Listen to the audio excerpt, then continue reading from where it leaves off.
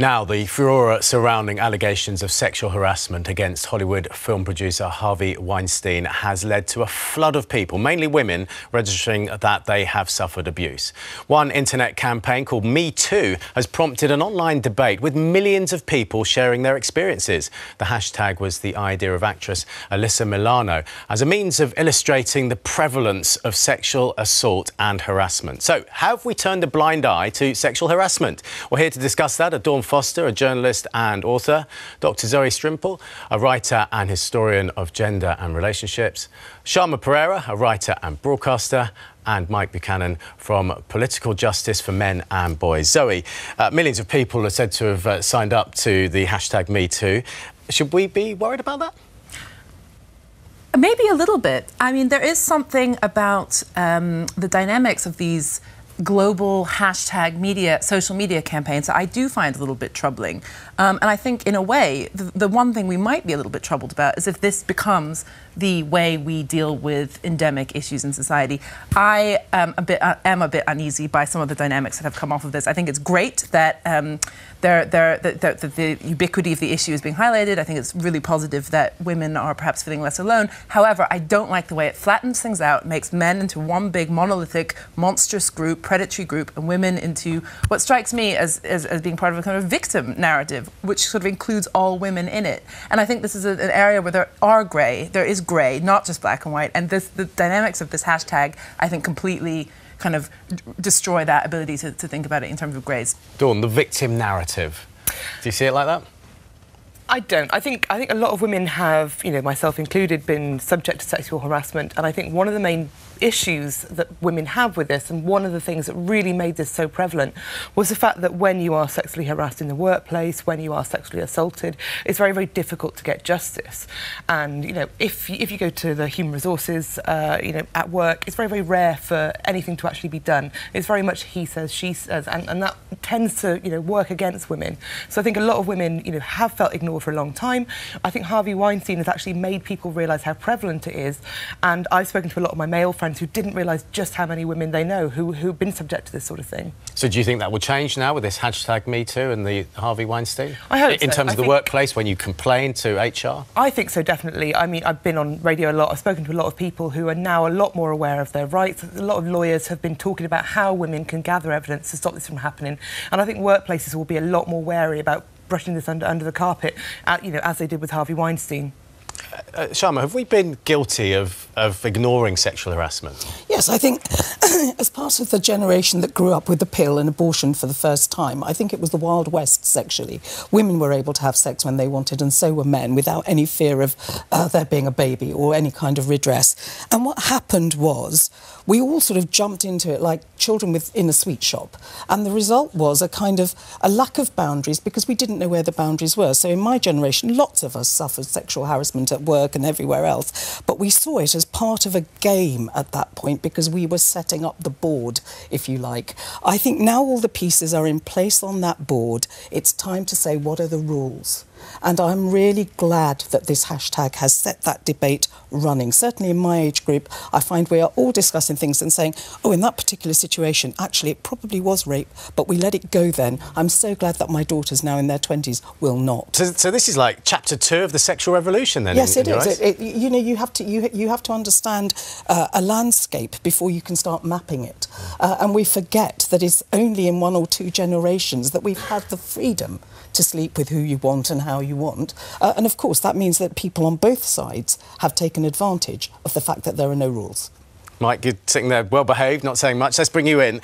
This week, a lot of men have used the week to reflect on some of their actions in the past and how they will treat women respectfully in the future. Is that something you've done this week? I think the vast majority of men do respect women and treat them well. The idea that men as a class somehow bear some sort of gendered guilt for the actions or the alleged actions of individual men is just ludicrous. I mean, women don't feel ashamed of themselves as a class because of Myra Hindley, and we wouldn't expect we wouldn't expect them to. And also, something also that is never mentioned in these things is male victims of sexual offences, and we know from a major American study that more than a quarter of the victims of sexual offences are men who've been the victims of women. Are you worried, though, that men are being grouped together? We're all maybe feeling that, people are pointing the finger. That... Well, the finger is being pointed. Yeah. Is that how you feel? That's what this is all about. But it's about taking responsibility, surely. It's not about pointing the finger. It's asking men to take responsibility for things that are done by members of their group. Well, that's exactly what we should not do. But shouldn't we be pleased, though, that women are able to talk about this now, when in the past they haven't been able to? Well, it'd be nice if men were able to talk about it as well, but the BBC never covers that, or male victims of domestic violence. But with all due respect, there appear to be far more female victims of this. No, there aren't. That's nonsense. So there are the same amount of men? There are a comparable number of men who are the victims of domestic violence as women.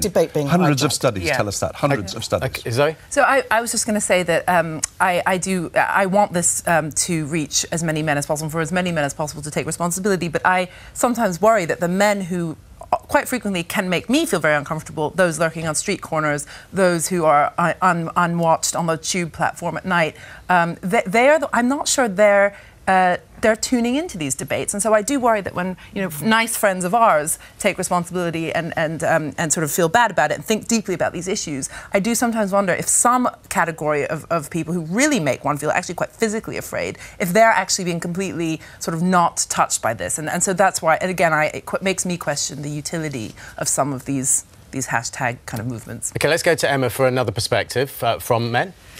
Yes, well, I'm joined now by Jack Beresford, who writes for Loaded magazine. Jack, Loaded magazine, not necessarily known for championing the rights of women, more their bits. How have you covered this story this week? I think we've tried to cover it in as honest a way as possible, really. I think, personally speaking, as a man, I feel a great sense of shame about what's gone on, really, in Hollywood and within society as a whole. So it's about putting the facts out there, and rather than writing some sort of editorial piece saying, oh, is it all right to put a kiss at the end of an email or anything like that? It's about saying, there are problems there and men need to wake up to that and, offer themselves up and say, what can I do to help? But how do you have that debate with men? I mean, lots of your readers, I presume, are men. How do you say to them, this is how you should treat women, without making them feel patronised or themselves extremely defensive? Because I think modern men should be open to those ideas anyway, and I think we've had situations with readers where they haven't necessarily responded in the right kind of way, and I'm not sure we necessarily want to cater that kind of market anymore, really. So who are you catering for? What is Loaded or Men's Mags Today really trying to do? I think Men's Mags Today are about promoting a kind of culture that's gender inclusive. And that means, stuff that's going to appeal to men and women and anyone of any kind of sexuality. And that means, moving away from photo shoots, which we don't do anymore, and taking some of that sort of focus on women as kind of eye candy out of our publication. This is quite a volte-face from somebody working for Loaded magazine. I mean, could you understand why people would say in the past men's magazines have been guilty for perhaps encouraging the view that women are just pieces of meat to be gawped at and hopefully touched? 100%. And that's why I think it's a positive thing to have a magazine like ourselves kind of holding our hands up and saying, in the past we were perpetrators of that kind of thing, but times have changed, we don't want to be part of that anymore, and in order to affect change you have to be shown to doing it yourself. All right, well, let's see what people think online. Jack, thanks very much for getting in touch with us this morning. Anne says, who's been getting in touch here, of course society has turned a blind eye to sexual harassment, none more than people in power. The only reason the hashtag #MeToo has taken off is one famous man did it to celebrities. If they hadn't spoken, society would have continued to turn a blind eye to it. Heather says, when I started work in the 60s, you only got hired if you were a dolly bird, and gropes and comments were part of the furniture. I'm glad this behaviour is now being challenged. And Aisha says the #MeToo hashtag has helped women, men, girls and boys to come forward without judgment and shame. But Susan says there is an issue with this for sure, but I think that some women have taken advantage of it, using their sex appeal to get what they want, but then moaning if the wrong man gives them attention. And Bill says, I don't understand why these women didn't come forward before. It seems like bandwagon jumping to me, people confusing cheeky flirting with out-and-out sexual assault. Sure. Emma, thank you. Well, we'll go back to what Jack Beresford said from Loaded. He said, Mike, that he felt shame about what had happened in Hollywood, and you were shaking your head. I think that's just ridiculous. I mean, we're talking about a Hollywood mogul here. We're not talking about the Archbishop of Canterbury. The idea that I or any other man watching this programme should feel any shame through the actions of the alleged actions of Harvey Weinstein is just ridiculous.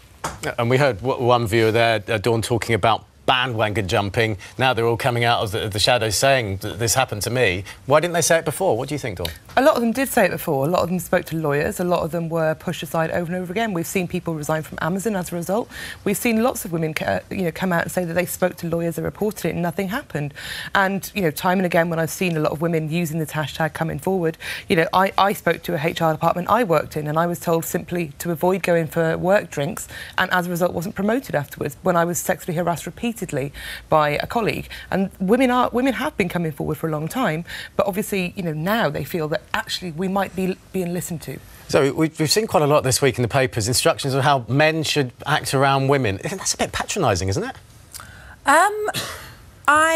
Yes. Well, I think there are some issues here about women being a certain group that can't handle certain things, and I think there's sort of a plethora of behaviours. But I guess my sort of concern with the way the debate has gone is that I think some of the root issues are being overlooked, and I think we need to get to sort of what's going on in girlhood, what's going on in schools, what's going on in families, such that these dynamics occur and are entrenched.